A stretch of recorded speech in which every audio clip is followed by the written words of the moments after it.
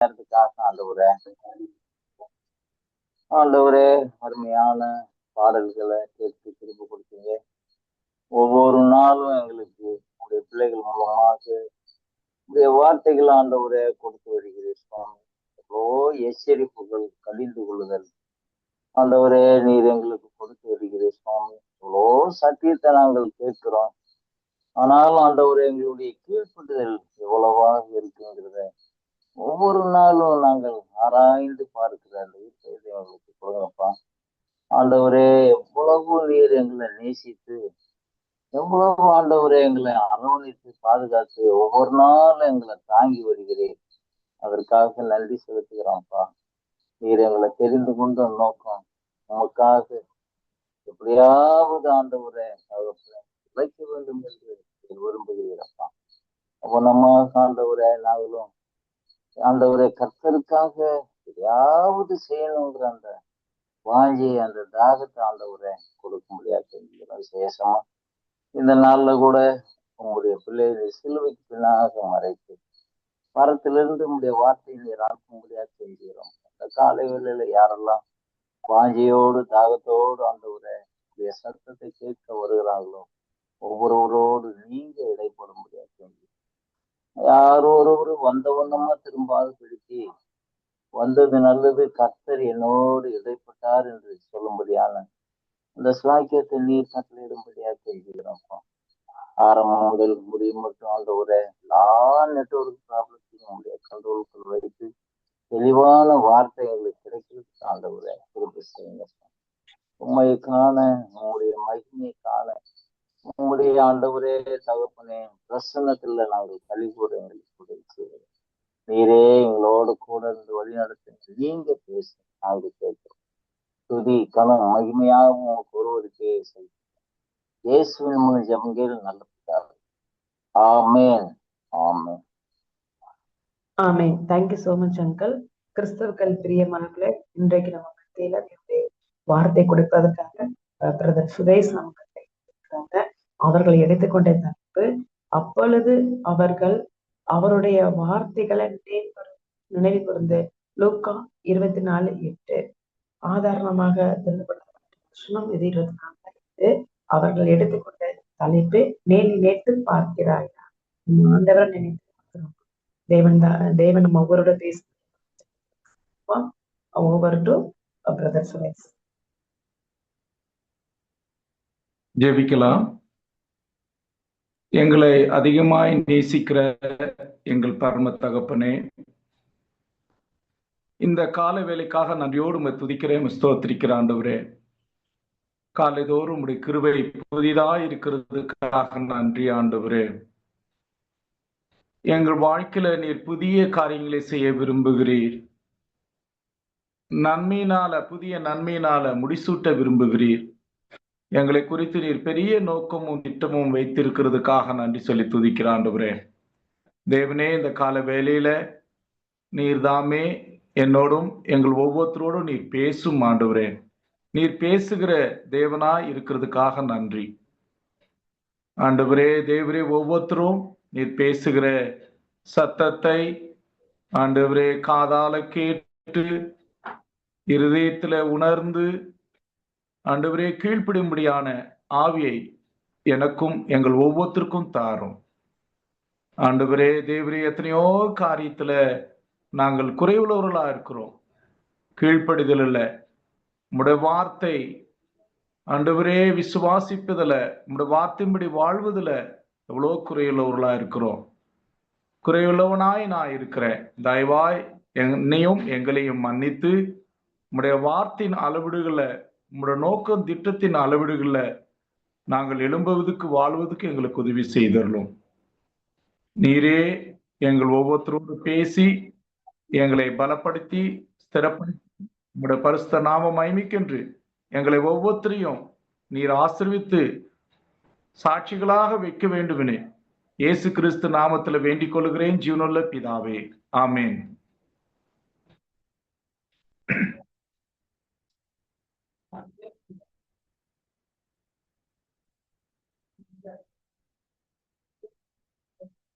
லூக்கா எழுதின சுசேஷம் 24வது அதிகாரம் 8வது வசனம்.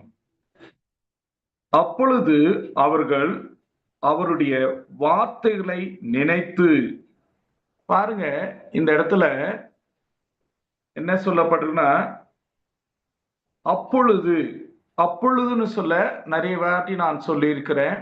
அப்பொழுதுனா எப்பொழுது என்ற ஒரு கேள்வி நமக்குள்ள வந்து அதை நம்ம நிதானித்து தியானித்து பார்க்க வேண்டும். அதே மாதிரி அவர்கள் அவருடைய வார்த்தைகளை நினைத்து, அப்போ அவருடைய வார்த்தைகளை நினைத்துன்னு சொல்ல ஆண்டவருடைய வார்த்தைகளை, இந்த செய்தி தலைப்பு கூட நீங்கள் அதாவது நினைத்து பார்க்கிறீர்களா என்ற தலைப்பு நாம அந்த வார்த்தையை நாம செய்திக்கு கொடுத்தேன். அப்போ நம்ம அநேக நேரத்துல ஆண்டவருடைய வார்த்தையை நினைத்து பார்க்கிறது இல்லை.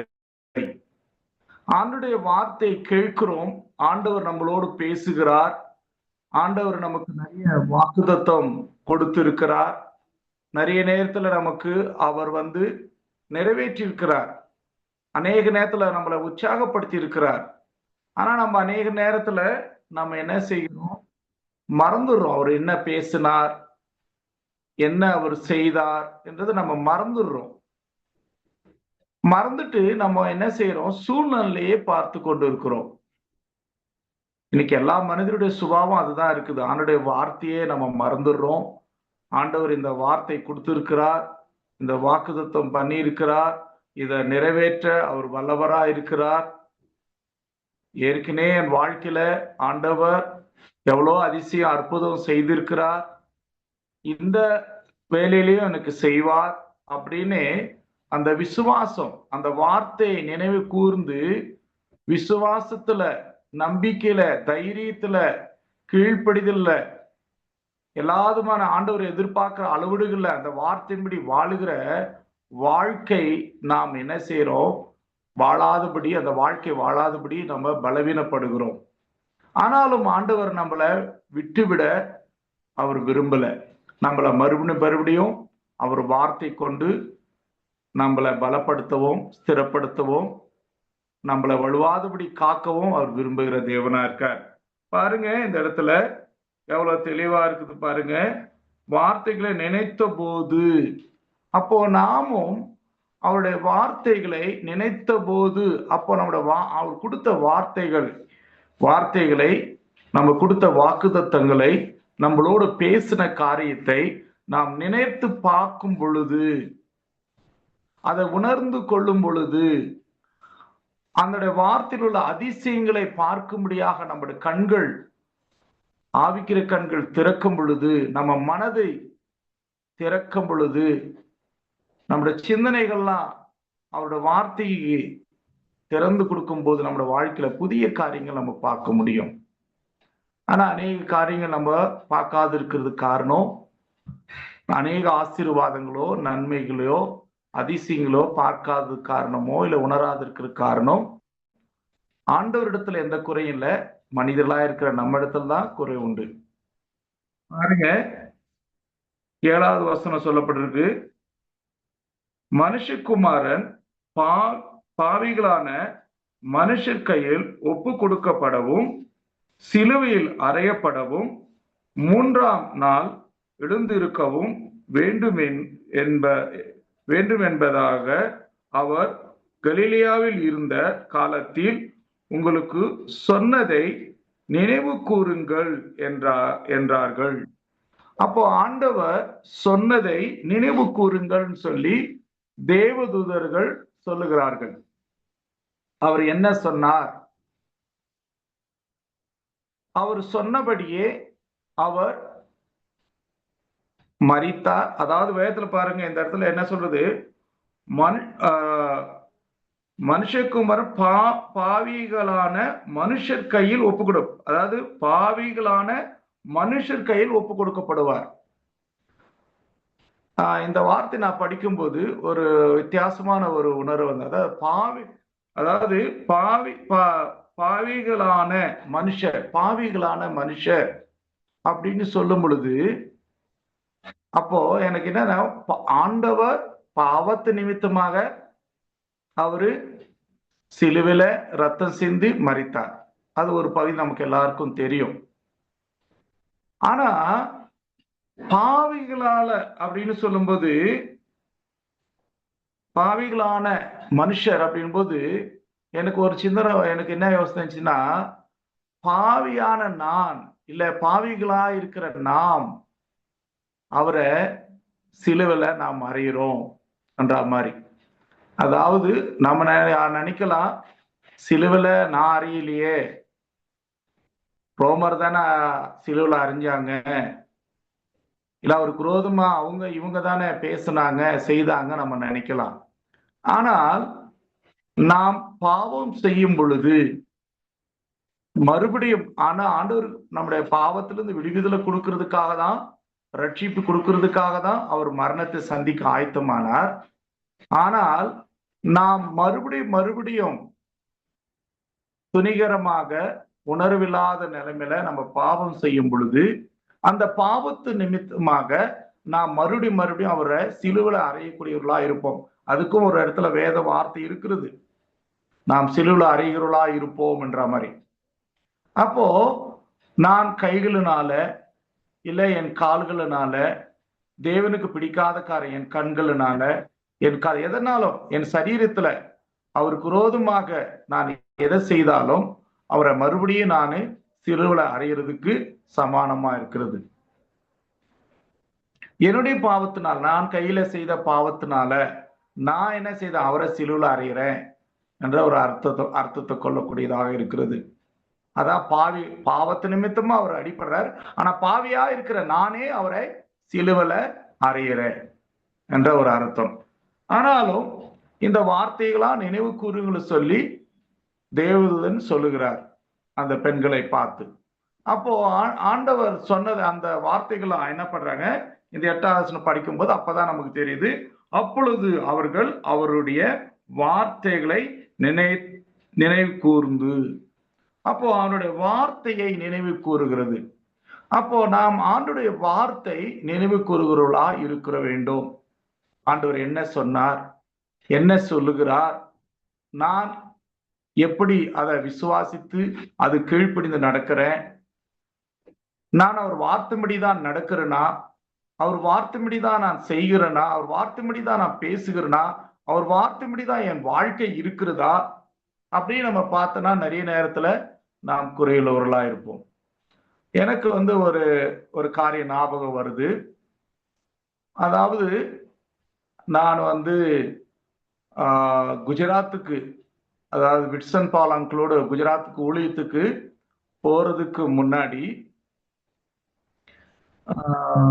ஒரு நாள் நான் அப்ப நான் கூலி வேலை செய்து கொண்டிருந்தேன். கார்பெண்டர் வேலை செய்து கொண்டு அதாவது கூலிக்காக செய்திருந்தேன். வாரமான கடைசியில சனிக்கிழமை போய், சனிக்கிழமை தான் அவங்க சம்பளம் தருவாங்க.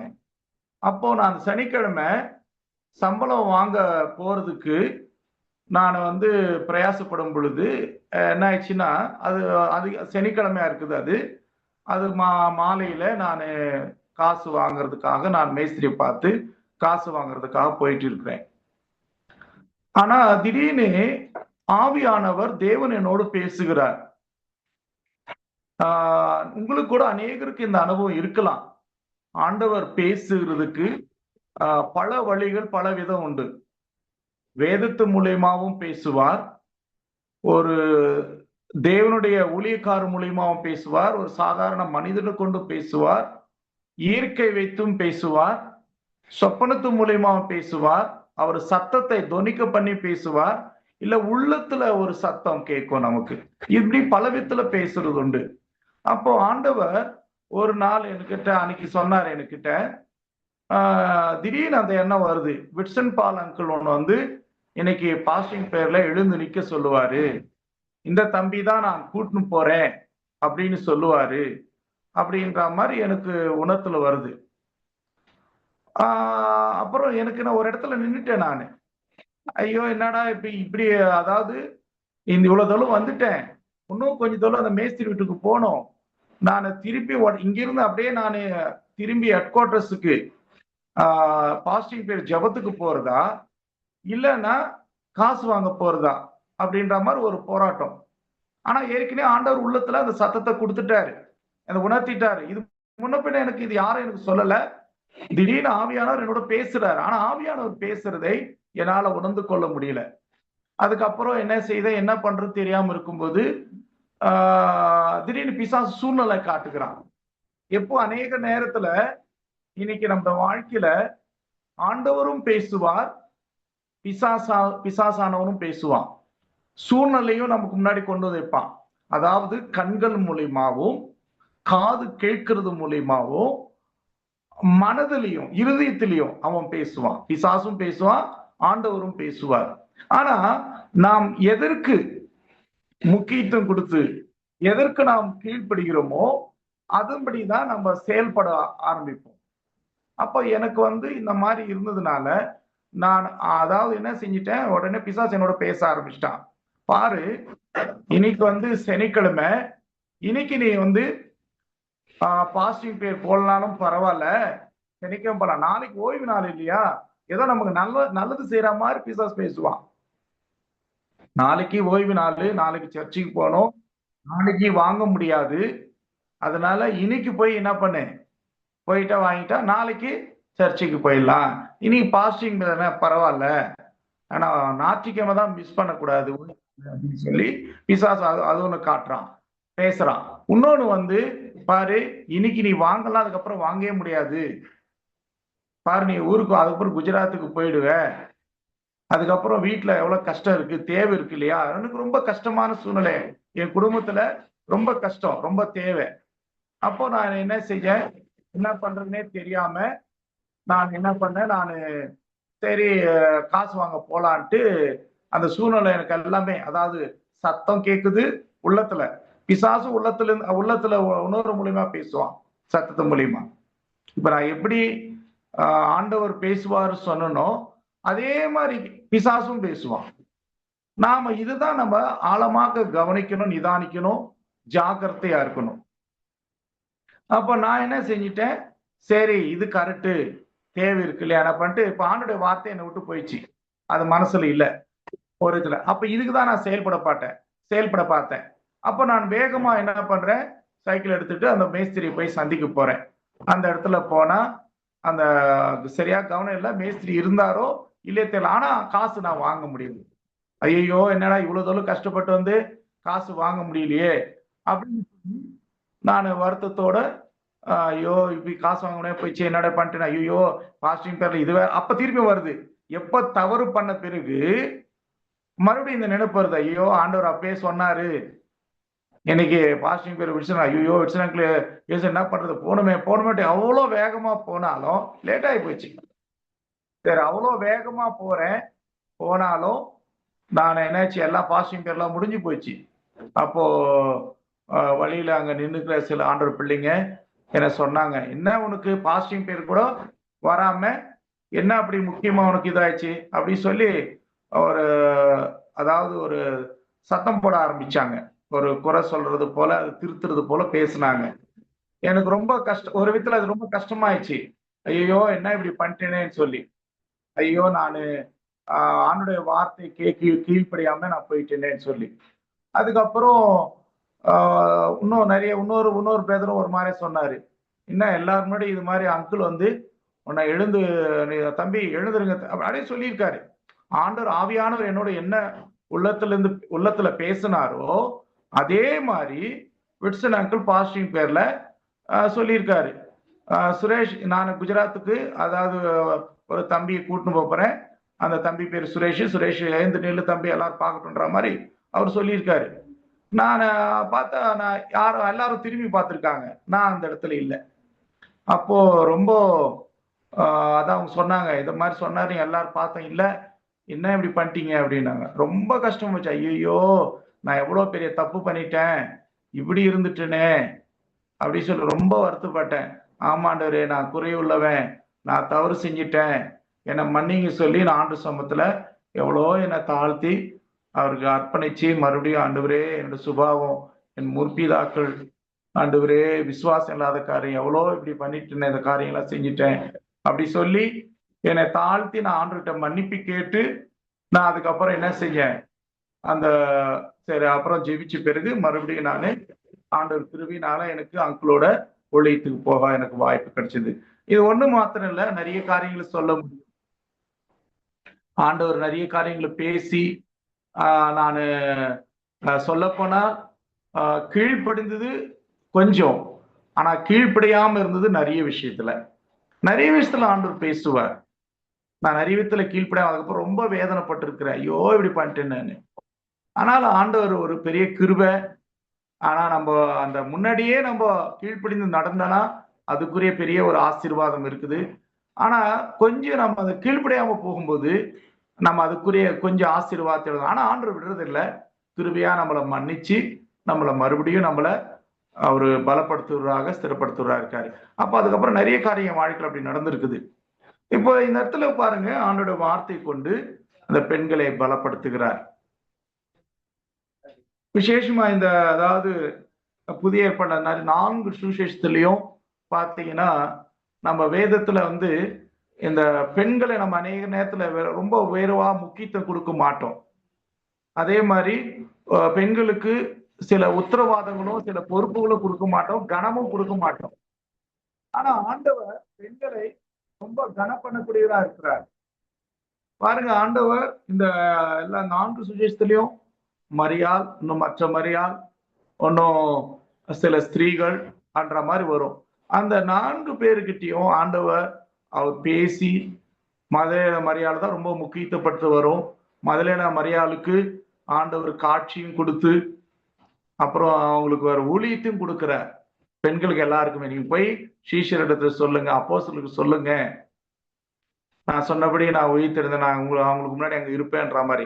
பாருங்க எவ்வளவு பெரிய ஒரு உத்தரவாதம் அந்த பெண்களுக்கு. நம்ம ஆண்டவருடைய பார்வையில ஒரு வித்துல பார்க்கும் பொழுது, அதாவது ஆண்டவர் முக்கியத்துவம் ஆண்களுக்கு கொடுக்கிறார். தலைமை, ஒரு பொறுப்பு, ஒரு உத்தரவாதம் ஆண்கள் தான் எடுக்கணும்.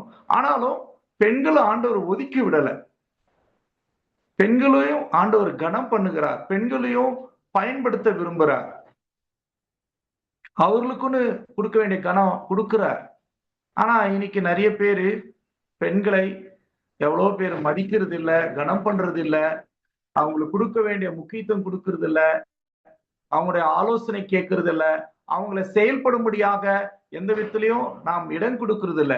அது குடும்பமா இருக்கட்டும், அது ஒரு கம்பெனியா இருக்கட்டும், சில நேரத்துல பார்த்தா சபையா இருக்கட்டும், ஒரு சின்ன சின்ன காரியத்துல கூட அவங்களுக்கு எந்த விதத்திலையும் ஒரு உத்தரவாதமோ ஒரு பொறுப்போ இல்ல ஒரு ஊழியத்தின் காரியங்களோ எதுவும் கொடுக்காம இருக்கிறாங்க சில பேர். அப்படி இருக்கிறது ஒரு தவறு வேதத்தின் அடிப்படையில. ஆனா பெண்களுக்கு அதிகாரம் கொடுத்திருக்கூடாது, பெண்களுக்கு பெரிய முக்கியத்துவம் கொடுத்திருக்கூடாது. ஆனால் பெண்களுக்கு கொடுக்க வேண்டிய சில உத்தரவாதம், அவங்களுக்கு கொடுக்க வேண்டிய கனத்தை, அவங்களுக்கு கொடுக்க வேண்டிய முக்கியத்துவத்தை நாம் கொடுக்கணும். அதனால இந்த வார்த்தை சுவிசேஷங்கள் எல்லாத்துலயுங்க இந்த கடைசி பகுதிகளை பார்த்தீங்கன்னா ஆண்டவர் இந்த பெண்களுக்கு ஒரு உத்தரவாதம் கொடுக்கிறது நம்ம பார்க்கிறோம். அவங்களதான் முதல்ல சீஷர்களுக்கே அந்த நற்செய்தி, அதாவது உயிர்த்தெழுந்த நற்செய்தி சொல்லும்படியாக அவர்களை ஆண்டவர் பயன்படுத்துறார். மற்றவர்கள் யாரும் ஆண்கள் யாரும் அங்க வந்த மாதிரி தெரியல. ஆண்களுக்கு யாருக்கும் இந்த தேவதூதர்களோ இல்ல ஆண்டவரோ காட்சி கொடுத்து இந்த உத்தரவாதம் பொறுப்பு கொடுத்தா மாதிரியும் தெரியல. ஆண்டவர் இந்த பெண்களுக்கு தான் இந்த உத்தரவாதம் கொடுக்கிறார். அதனால பெண்கள் ஒவ்வொருத்தரும் யார் ஒருவரும் தங்களை பலவீனத்து குறைகளை பார்த்து மற்றவர்களும் அற்பமா நினைச்சு தள்ளிடக்கூடாது. பெண்களும் தங்களை குறைகளை பலவீன பார்த்து சோர்ந்து போக கூடாது. நான் இப்படி இருக்கிறேன் அப்படின்னு சொல்லி ஆண்டவர் கரத்துல நம்ம ஒப்பு கொடுக்கும் பொழுது நம்ம ஆண்டவரால ஒரு கனமுள்ள ஒரு பாத்திரமாக, உபயோகமுள்ள ஒரு பாத்திரமாக நம்ம ஆண்டவருக்காக உபயோகப்பட முடியும். நாம் எந்த நிலையில இருக்கிறோமோ, என்ன விதமான பலவீனம் இருந்தாலும் யதார்த்தத்தோடு அவர்கிட்ட போகும்போது நம்மளை பயன்படுத்துகிற தேவனா இருக்கிறார். அதனால பெண்கள் எல்லாரும் கூட உற்சாகப்பட்டு ஆண்டுடைய ஊழியத்துல, ஆண்டுடைய காரியத்துல பங்கெடுக்கிறவங்களா இருக்கணும். ஒருவேளை வெளிரங்கமா இல்லாம இருக்கலாம், ஆனா எவ்வளவு மறைரங்கமாக. இப்ப இந்த பெண்கள் இத்தனை காரியங்களை செய்தது ஒருவேளை இப்ப ஏதோ எல்லாருக்கும் தெரியாம இருக்கலாம். ஆனா பாருங்க, வேதத்துல எழுதப்பட்டிருக்குது. அதே மாதிரி இன்னொரு காரியம் ஞாபகம் வருது.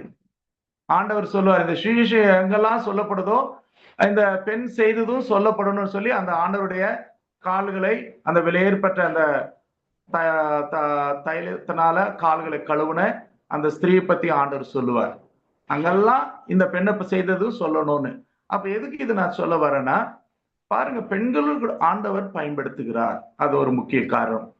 பெண்கள் உற்சாகப்பட்டு பெண்களும் ஆண்டவர் ராஜ்யத்துக்காக உழைக்கணும்ன்றது என்னோட நோக்கம். அதே மாதிரி மற்றவர்களும் பெண்களை உற்சாகப்படுத்தி பயன்படுத்தணும்ன்றது என்னுடைய நோக்கம். பாருங்க, இந்த இடத்துல இந்த காரியத்தை ஆண்டவர் செய்கிறார்.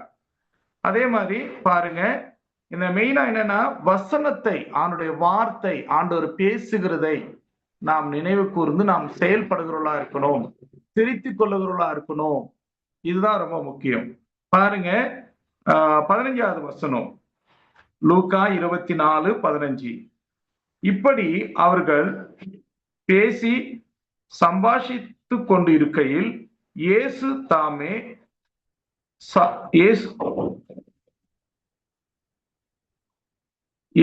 தாமே சேர்ந்து அவர்களுடனே கூட போனார். அதாவது அந்த 2 பேரு, இந்த விஷயம் எல்லாத்தையும் எடுக்கிற நேரம் சுருக்கமா சொல்றது, 2 பேரு பேசிக்கிட்டே போறாங்க. அதுல ஆண்டவரும் அவரோட சேர்ந்து நடந்து போறாரு. இப்போ அதோட அதே மாதிரி நம்ம நிறைய நேரத்துல நம்ம நினைக்கலாம், நம்முடைய சந்தர்ப்ப சூழ்நிலைகள், கஷ்டங்கள், ஐயோ நாங்க மாத்திரம் இப்படி இருக்கிறோம், தனியா இருக்கிறோம் அப்படின்னு நினைக்கலாம். இல்ல நமக்கு ஒண்ணும் புரியலையே குழம்பலாம். பாருங்க, ஆண்டவர் அவர்களோடு சேர்ந்து, அவர்களோடு இருந்து, அவர்களோடு சேர்ந்து நடந்து, நம்ம ஆண்டவர் உயிருள்ள தேவன், நம்மளோடு இருக்கிறவர், நம்மளோடு சம்பாஷிக்கிறவர். இந்த காரியத்தை புரிந்து கொள்ளணும். பேசுகிறவர், 2வது நம்மளோடு சம்பாஷிக்கிறவர், நம்மளோடு இருந்து நம்மளை நடத்துகிற தேவன். அப்போ இந்த இடத்துல இந்த சீஷர்களுக்கு நடந்து அவர் பேசுகிறார். பேசி அவர்களை என்ன செய்யறாரு? பலப்படுத்துகிறார். பாருங்க, அதாவது அவங்க புரிந்து கொள்ளலதான். நிறைய எல்லாத்தையும் பார்த்தா நேரம் இல்லைன்னா நீங்க டக்குன்னு நான் போறேன், நீங்க படிச்சு பாருங்க. 16 வசனம் 17 வசனம் படிச்சு பாருங்க, தெரியும். 21 நான் படிக்கிறேன். 21,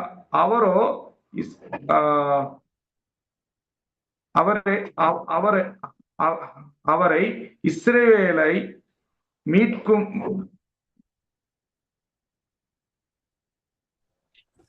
மீட்டு ரட்சிப்பார் என்று நாங்கள் நம்பியிருந்தோம்.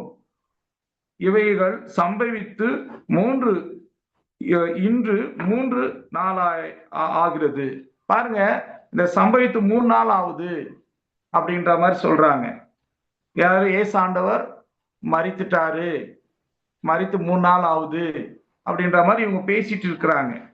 ஆனால் ஆண்டவர் அவர்களோடு இருக்கிறாரு. ஆனால் அவங்க ஆண்டவர் அவங்க இருக்கிறதே அறியாதபடி அவங்களுக்கு கண்கள், 16 வசனம் பார்த்தா அவர்களுக்கு கண்கள் திறக்கப்படல, அவரை காணக்கூடிய கண்கள் இல்லை. நிறைய நேரத்துல நமக்கும் ஆண்டவர் நம்ம கூட இருக்கிறதை காண முடியாதவளுக்கு, நம்மள கண்கள் காண முடியாதவளுக்கு நம்ம அப்படியே குருட்டு பிடிச்ச தன்மையில ஒரு மந்த தன்மையில இருக்கும், பார்க்க கூடாது. ஆண்டவர் நம்மளை விட்டு போகல. நான் சொல்றேன், ஆண்டவர் சொல்றாரு, நான் விட்டு விலகுதில்லை, உன்னை கைவிடுதல்ன்றாரு. அவர் நம்மளோடு தான் இருப்பாரு. ஆனா நம்மளுக்கு இருக்கிறதே தெரியாத இருக்கும். காரணம், ஆண்டவர் இல்லைன்னு அர்த்தம் இல்ல, நம்முடைய கண்கள் சூழ்நிலை மீது அந்த பார்வை மாத்திரமே இருக்கும்போது ஆண்டவர் இருக்கிறது பார்க்க முடியாது. நீங்க வேணா பாருங்க, நிறைய நேரத்துல நம்ம கண்களால பார்க்க முடியாது. அதே மாதிரி நம்முடைய காதுகளால் அவர் சத்தத்தையும் கேட்க முடியாது. இதயத்திலே உணர முடியாது. காரணம்னா நம்முடைய இதயத்துல, நம்முடைய காதுகளை, கண்கள் எல்லாமே சூழ்நிலை தான் இருக்கும். அப்படி சொல்ல ஆண்டவர் இருக்கிறத பார்க்க முடியாது, உணர முடியாது, எதுவும் செய்ய முடியாது. நம்ம சூழ்நிலை தான் பேசிட்டு இருப்போம். இவர்களும் அப்படிதான் இருக்கிறாங்க. அவனுடைய வார்த்தைய நினைவு கூறல. ஏற்கனவே சொல்லியிருக்காரு, நான் மறிப்பேன், நான் எழுந்திருப்பேன்னு சொல்லி. ஆனா அவர்களால அதை உணர முடியல, அதை பார்க்க முடியல, கேட்க முடியும். ஆண்டவர் சத்தத்தையும் இது ஆண்டவர் தான் பேசுறான்றது அவங்க அறிய முடியல. இந்த மாதிரி இருக்குது. அதனால நம்ம ஆண்டுடைய சத்தத்தை கேட்கிறவர்களாக, உணரக்கூடியவர்களா இருக்க நம்ம பிரயாசப்பட வேண்டும். பாருங்க, 32வது வசனம்.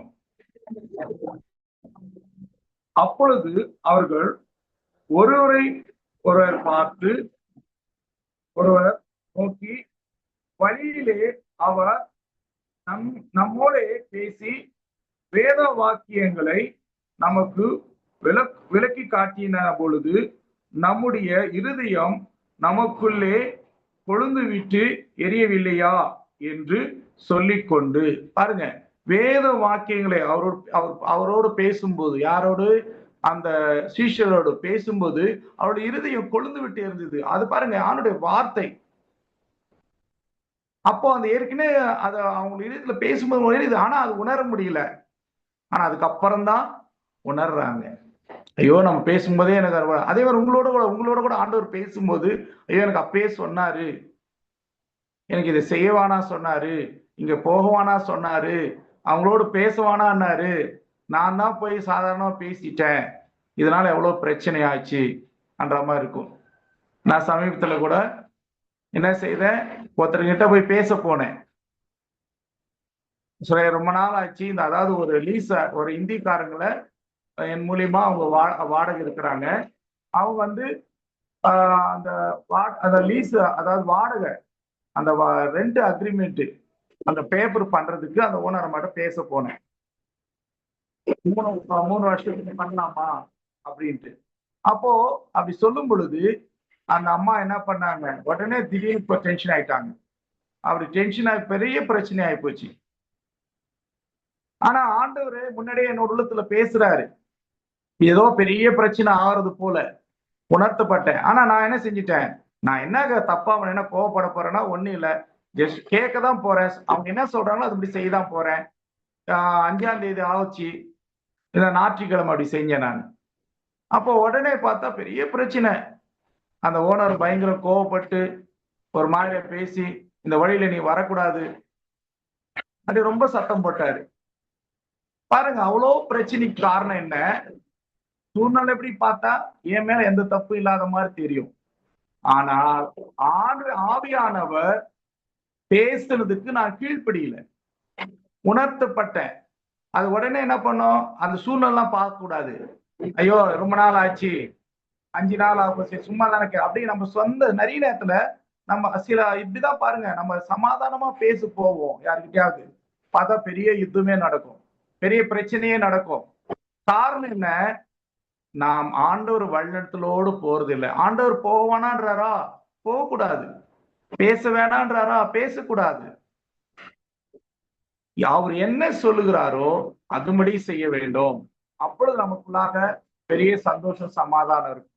ஆனா நம்ம அநேக நேரத்தில் இதை செய்யாம இருக்கிறதுனாலதான் நமக்குள்ள பெரிய பாதிப்பு. ஆண்டவர் ஒண்ணு சொல்லுவாரு, நம்ம ஒண்ணு செய்வோம். சூழ்நிலை கரெக்டா அதுக்கேத்த மாதிரி இருக்கும். சரி, புட்ட பார்க்க முடியாது அவங்கள, இப்ப போய் பார்த்துடலான்னு பார்த்துருவோம். இப்ப போட்டா அவங்களோட பேச முடியாது, இப்ப பேசிடலான்னு போவோம். அது பார்த்தா சமாதானம் குறைவா இருக்கும். அதனால நான் என்ன சொல்றேன், ஆவியானவர் உங்களுக்கு என்ன சொல்லுகிறாரோ அதுபடி செய்யும் பொழுது பெரிய ஆசீர்வாதமா இருக்கும். அதனால இந்த எம்ஆர் சீஷர்கள் எப்படி அவங்க ஆண்டவர் பேசுனதை அவங்க உணர்ந்து இதயத்தை நம்ம கொழுந்துட்டு எரியலையா அப்படின்றாங்க. அதுதான் முக்கியம். ஆண்டவர் நம்மளோட பேசுவதுதான் ரொம்ப முக்கியம். அப்புறம் பாருங்க 32